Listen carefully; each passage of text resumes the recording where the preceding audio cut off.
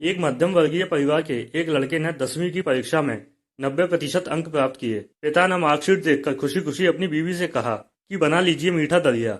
School की परीक्षा में आपके लाडले को 90% अंक मिले हैं। माँ किचन से दौड़ती हुई आई और खुशी खुशी बोली, मुझे भी दिखाइए, मुझे भी मेरे लाल का रिजल्ट देखना है। उसी बीच लड़का फटाक से बोला, बाबा उन्हें रिजल्ट कहाँ दिखा रहे हैं, क्या वो पढ़ लिख सकती हैं, वो तो अनपढ़ हैं।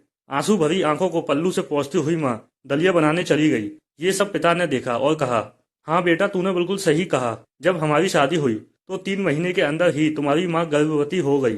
मैंने सोचा शादी के बाद कहीं घूमने नहीं गए, एक दूसरे को ठीक से समझे भी नहीं, चलो इस बार अबॉर्शन करवाकर आगे चांस लेते हैं। लेकिन तुम्हारी माँ ने जोर देकर कहा, नहीं घूमना फिरना और आपस में समझना, यह सब कुछ बाद में। फिर तेरा जन्म हुआ, वो अनपढ़ थी ना।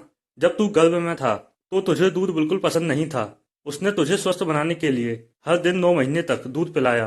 क्योंकि वो अनपढ़ थी ना, तुझे सुबह 7 बजे स्कूल जाना होता था, इसलिए सुबह 5 बजे उठकर तेरा मनपसंद नाश्ता बनाती थी। क्योंकि वो अनपढ़ थी ना, जब तुम रात में पढ़ते पढ़ते सो जाते थे तो वह आकर तुम्हारी कॉपी किताब बस्ते में भरकर तुम्हें बिस्तर पर सुलाती थी और उसके बाद ही सोती थी। और रात में बार बार जागकर तुम्हें ओढ़नी से ढकती थी। क्योंकि वो अनपढ़ थी ना। बचपन में तुम ज्यादातर समय बीमार रहते थे, तब वो रात भर जागकर भी सुबह जल्दी उठती थी और काम पर लग जाती थी। क्योंकि बेटा वो अनपढ़ थी ना, तुम्हारे लिए ब्रांडेड कपड़े लाने के लिए मेरे पीछे पड़ती थी और खुद सालों तक एक ही साड़ी पर रहती थी।